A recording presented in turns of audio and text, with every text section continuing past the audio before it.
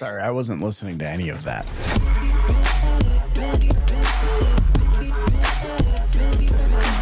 This is Auto Collabs. I feel like we can relate. Maybe your wife feels the same way we do right now. Wow, Like, man, that is. Skip it I'm backing up. Everyone back up. Hey, do you guys, speaking of that, did you guys notice? I mean, we wear a lot of black, but today we really have a lot of black. We are really in that vibe for sure. I feel like it's cool. We're in the midst of this kind of like, we're going to announce a lot more about it soon, but in the midst of this like reinvention of like the More Than Cars media network. Yeah. And I feel like we're channeling that right now. Yeah. You so aptly and promptly point out when I'm not wearing black. And I will have to admit, I'm grateful for that because when I'm not wearing black, I feel like I've lost a bit of my identity. It is weird. I don't know what happens. Guys, I have a purple, like a like tethered purple, like pullover thing that I wear like, I don't know, a few times a year. I think I've actually seen this. It's like thin. I know my kids call it my Easter shirt. Like they know, like it's pastel. Like he wear that at Easter. I try. I don't know. It just feels wrong. I gotta say something. I don't know how many of these we've done now. Dozens and dozens. Oh yeah. I'm just noticing that the framing of both of your shots are so clean, it actually looks like you're sitting side by side in the same office. Which way am I looking? Like, I don't know. Yeah. Which way do I have to look? Like, because you've got the bookshelf with Steve Jobs, and your bookshelf has black lines, and then the black line in StreamYard that separates both your videos. The purple look is kind of the same, which is great if I reach over right now and I pull a guitar off frame, right? Yeah, grab Kyle's guitar. Just hand it to me and I got then a guitar. I playing it. Down here. We need to do this. We need like a bookshelf separating me because I'm on the bottom to make it look like I'm under the one. That's all weird. I think this is exactly why people tuned into this podcast today. That's exactly why. They don't want to talk about to hear smart things. Oh, sometimes. Well, that's why we have guests. That's why we have guests. There you go. That's why we have guests today. Carol Marshall, longtime friend. We get to have a conversation with her again about, I'm sure we're going to talk about AI. We're going to talk about all the things. They've been on the cutting edge of that for a long time now. So hope you enjoy this conversation with our friend Carol Marshall. Carol, it's so good to spend a few minutes with you again. I feel like it's been too long. Yes, thank you. I'm excited to talk to you guys again, especially this time of year. So many exciting things coming up. So I appreciate the time. Yes, this is great. So there's this one, like we always send out before these shows. We're like, hey, what are you thinking about? What's fun? And you said you wanted to start the Grandparents in Automotive group. Yes. And that just got me in the feels because I've been joking that I have my grandpa vibes today. I got my cardigan. I got a candle lit over here. So tell us about your big plans for the GIA. Yeah, the GIA of the automotive field. I'm all about it. So it's so funny. I had my first grandchild at the end of May. And then at the most recent V20 meeting, we were sitting around the room, best personal or professional moment. And so many others became grandparents this year. And just when you hear all of us gush and go on. And then later when you're in business conversations, you're like, there is definitely wisdom that comes from being two steps away. So you see your product now working on the next product and you're like, oh, now I've learned a lot. Yeah. So, you're watching it. You're like, wait, was I? No, I never did that. There's no way I did that. Yeah, you did. Yeah, we all did. To be a thing. Yeah. It's funny. Gia, well, if the fact that it's 3 letters means Brian Pash will get really excited about it. And we love the acronyms in automotive. But I actually do think that's a great idea. I've been thinking about this concept of parenting lately, and not even if you don't have children of your own, the fact that there's this element of parenting, and in business we call it mentoring, but a lot of times it's actually parenting. Yes. Right. And so I think the Grandparents in Auto, I'd be a full booster of that group if you get it going, even though I'm not a member yet, but I aspire to be a member of that group. Awesome. Very, well, we can't fail with that kind of support. When, So, you know, I think, okay, you said something and you said product, but it actually kind of relates to obviously what we think about when we think about the things that are available to auto retailers to enhance their business. And, you know, seeing what you make and how it interacts with the next thing is a mhm. lot of times extremely important in business. So I can see how like relating that, especially in the vendor 20 groups and as a vendor yourself or a partner to dealers, there's like the product that you sell, Yeah, but then there's the product that it creates, whether in business efficiency or interactivity or the way that a right, dealer works with it. Like maybe right. extrapolate how you've seen the similarities in like being a grandparent and like learning how to like go the next level with a grandchild as compared to like, yeah, we have this product, but it has another layer to it. Yeah, I love that question. Wow, that's magical, Kyle. It's almost like I didn't give you that question, but that's a great question. So, um, I mean, we've been doing what we do for 17 years, and it's all about the conversation. It's about the people. It's unscripted, right? And so that's our child. And so now you look around and you're like, what are other people's kids, and how do we relate those together to make real magic for dealers, for our customers? And one thing that struck us here is we know conversations. We know how to build trust with shoppers so they schedule that service appointment or buy that car. But what are other vendors doing? What are other businesses? You know, CDP, there's a great three-letter acronym that's Heard a of little that. bit it's big it's right making its way now. around, you know. Yeah. So CDPs are great at collecting first party data, and then they can segment it in different audiences. Great. Now dealers have a list they can market. They can have a marketing agency market to it, whatever.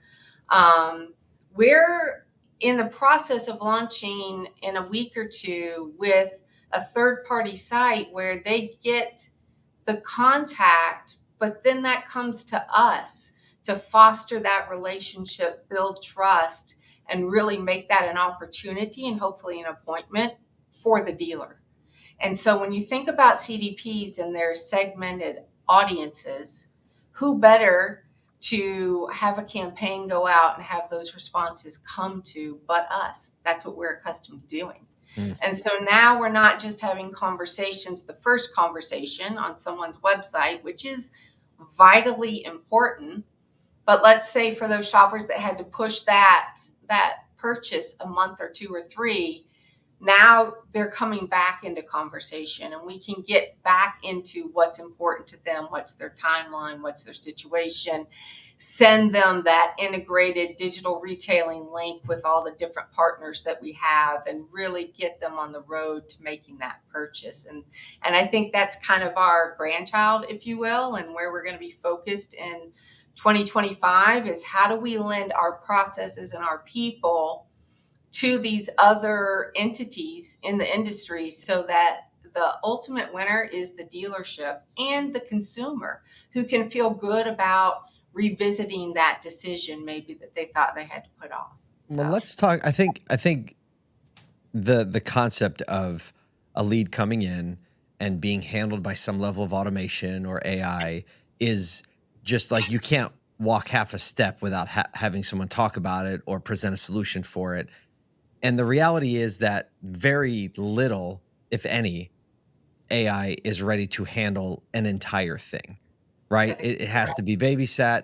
It has to be, I mean, people who try to deploy, set it and forget it, right? Everything feels gross about it, right? It feels Yes. spammy. It feels the customer experience actually goes down, the data shows.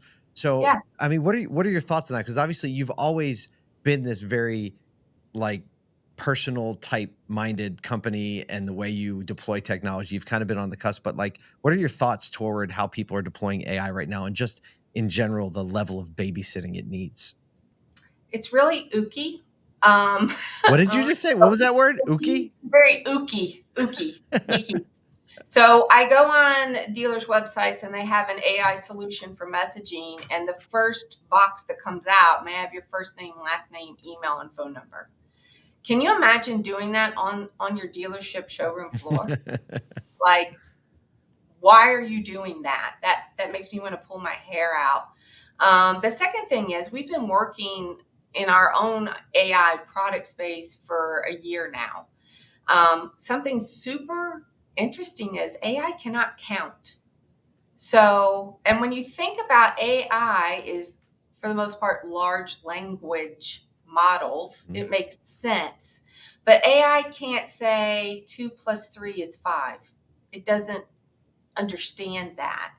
It can say there's several or there's many, but to get a precise number. So the AI we've worked on is called Theo. It's a digital assistant for our agents. And we wanted it to be able to come back and say, we have 5 Ford Explorers that would fit your needs, but it can't get the number right.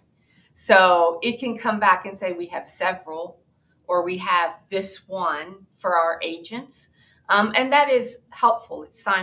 When you say saves agent, time. you mean a person. Yes, a person, human. It helps our humans. Human save. agent. Yeah, I know, because now AI agents. Like, right. Yeah, our AI is actual individuals. AI, actual individual. I love that. It helps our humans save time. And so I love AI for that. There's several different little ways it is an assistant to our humans. And it's still not a set it or forget it. Oh my gosh. If your AI is no more set it and forget it than a human is. If you can imagine hiring someone, sitting them at your front desk and never giving them another lick of training, you would never, ever, ever dream of doing that. Well, a lot of people know exactly what that's like. They do that. That's a normal thing. It's called turnover. Fair point. Yeah. So, Yeah, I mean, hopefully we're not doing like the reason why you go from GPT-3 to GPT-4 to 4.0 to each of these iterations, and Gemini is constantly evolving. Like, it takes training, more data, more refined data, more processes to understand how the data is coming in.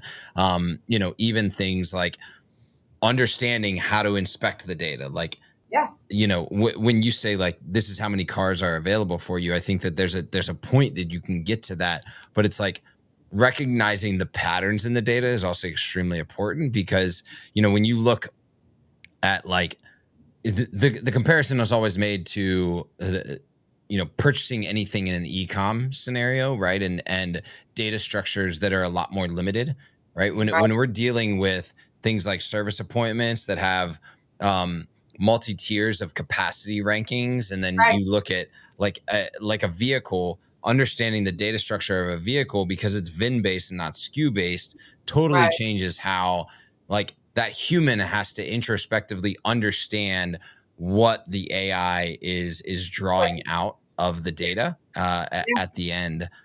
You were kind of alluding earlier to like the conversation and how we're drafting the conversation, and I was actually I wanted to talk to you about a little bit. I had someone on a LinkedIn post a few days ago just say like we've got this massive overload of communication endpoints coming from our dealers, and what I'm hearing you say is like it's not just the data endpoints, but it's the type of communications, like creating a centralized place for all of that to happen, live and flow right. in and out and be aware of. Can you speak to how you're handling and how you're thinking about like the single central communication point for every consumer interaction with a brand or dealer?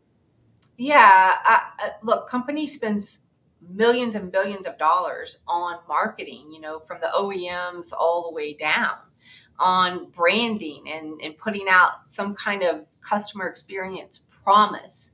And then to just dump data points on these individual dealers, small dealers, large dealers, depending on the size of their staff and the turnover that we just talked about, how in the world can they ever deliver on that?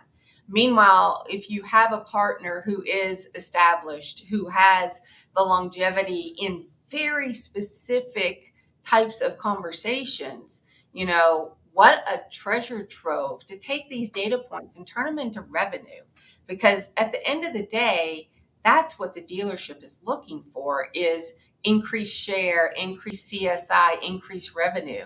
And that's what we're focused on. We understand, we study these conversations like it's bananas. We have humans looking at the conversations, looking at the intonations and what is going on in the marketplace at that time and how the conversations may be changing. But we also now have the help and the aid of AI to highlight certain things, certain parameters we've put in place, also to bring up those conversations and help train the team. So what we're looking at for the future is data is wonderful. I love data. I'm actually a very data-driven person. But love people as much as you love data is the thing, and loving. No, I'm just kidding. That one will get Kyle. He can do the cars, but the data thing's gonna trip him up. And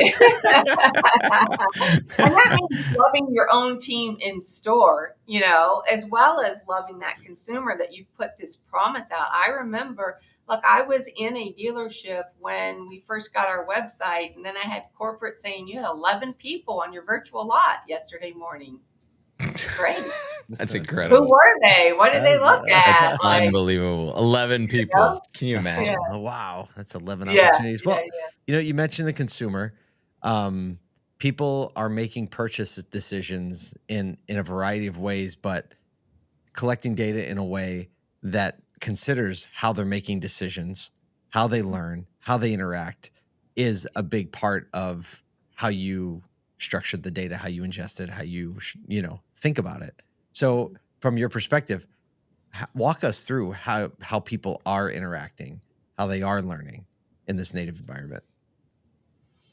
So I loved also your post recently, Kyle, about websites are confusing. People don't know how to navigate automotive websites. Yeah. We Automotive websites are confusing. A lot of other aren't.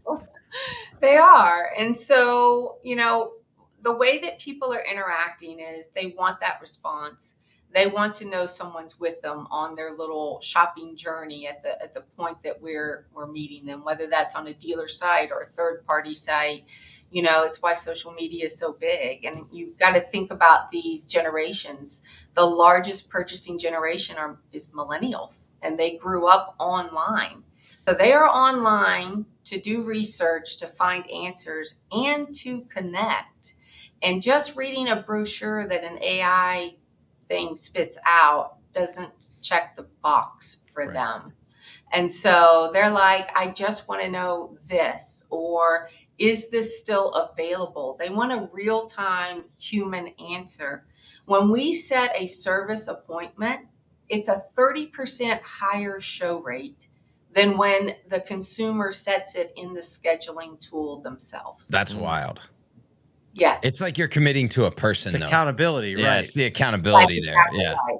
And it's a $60 higher RO on average. That's the crazy part. Wrong. We're asking about declined services, to your point about looking in a service scheduling tool. It is a little, those conversations are usually 20 minutes long. And so, of course, they're going to show up. They've just spent 20 minutes. That's a big investment for someone with your dealership. So people are navigating. Well, but I think that's a practical thing that someone can take away from this is like, hey, why don't, like, if the data shows that if customers communicate with a person and do that for X amount of time about their service appointment, higher show rates, higher dollars per RO, like get people more in conversations, whether it be phone calls or chats, when you're thinking about like scheduling service. Maybe prioritize that. Would you prefer to chat right now or schedule online? Right. And more people are probably going to choose chat, and then you like increase the decision tree point and push people more to it. Yeah. Yeah. So our product Flip to Text, people call into the dealership, and if they're on hold, they get the option, go to 3, and it changes it into a text conversation, right? Right. We set a service appointment 90% of those conversations. And they're great conversations, and they go straight into the CRM and all the information. So now the dealer's got all of the conversation right there for them. They've got their service appointment already scheduled. The service advisor doesn't need to call back. it's been a huge product too. Yeah, I think of that interaction. Who was it? I was on a trip. I think maybe it was Avis, and they did a really terrible job after I flipped to text, because they Oh, flipped me to a text that didn't have a human, and it couldn't solve my problem at all, and so I had to call yeah, back. Yeah, yeah, but I'm taking the option to flip to text every time where I have to wait more than like a few minutes. of course, of course. It's And, like, well, I tried to call, but well, yeah, and then you also talked about, so I'm right on the border. So I was born in '79, so I'm just like an older Gen Xer.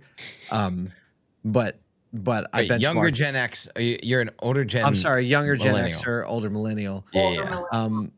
And so like I get both sides of it, and without a doubt, I would much rather not talk to someone. Right? If you ever want to make sure I don't get a communication, leave me a voicemail. Right? That's more, Now, well, since Apple Oh, starts no. giving me the text of the voicemail in a message Yeah. format, Leave a nice voicemail. Talk slow enough. but I say it. No, it's way better now. But because Yeah. I even say it on my voicemail, right? Like, yeah, send me a text. Don't leave a voicemail. I might no, never hear it. But whenever I have the opportunity to move to that, if it's a more yeah, standard question and it's not like something that's in depth, I'm going yeah. that way. And I think today's consumers are just, like you said, the millennials are buying the most things right now. And They are the biggest demographic. I'm bad because I have my phone set. It doesn't even ring if I don't know your number. that's right. That's a great Right. setting. And people text me, are you available? And I'm like, sure, give me a call. And then the phone didn't ring. And then I have to explain to them. I had I that on didn't- for a long time, and then I turned it off because there were like a few that I wanted, but I was getting so many spam calls that Yeah, I don't know. I don't yeah, know if I reset it from that point. So I know. you said moving into 2025, right? You kind of have your heading. Where do you think we're going to be landing by the end of 2025? What is your vision for the shifts that the industry will make in the next 12 months? Because there's a lot in the air right now, and I think there will be several things that come to ground in the next 12 months. What do you think those things will be?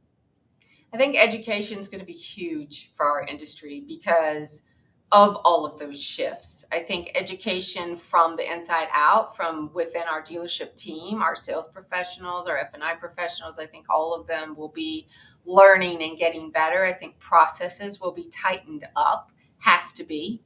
I think everything old is new again. So, customer service, customer experience.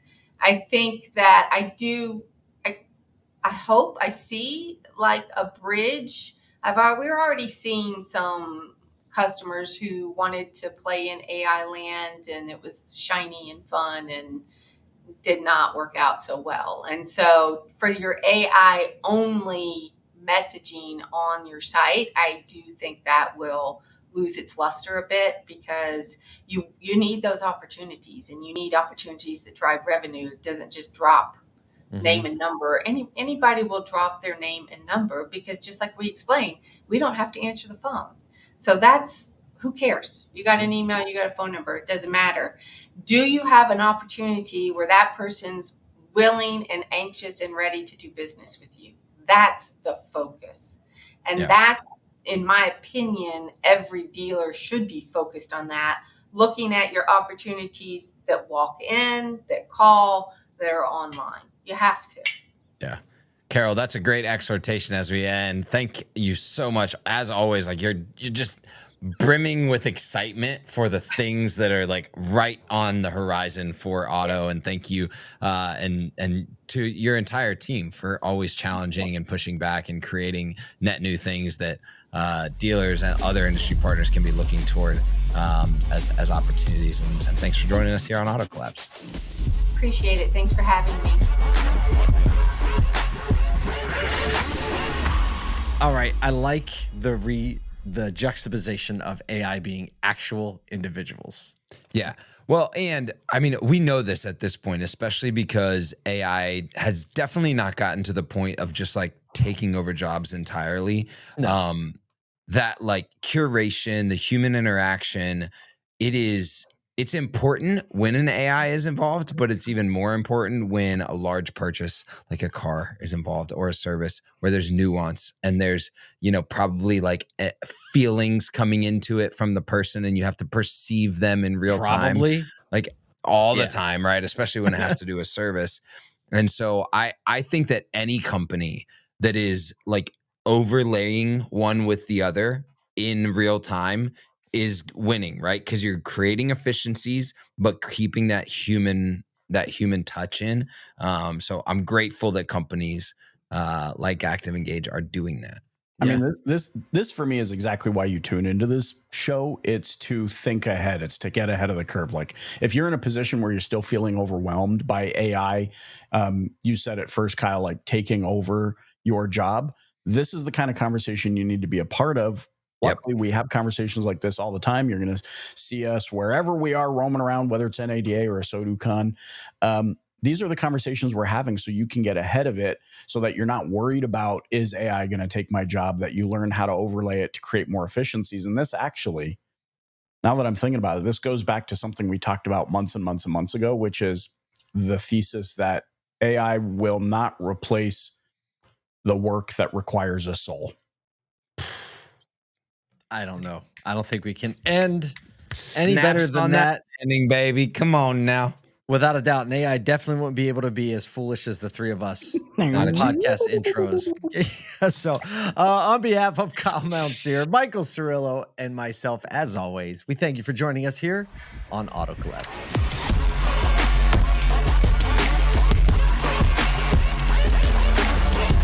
Welcome to Auto Collabs. Why are we recording? Are we rolling yet?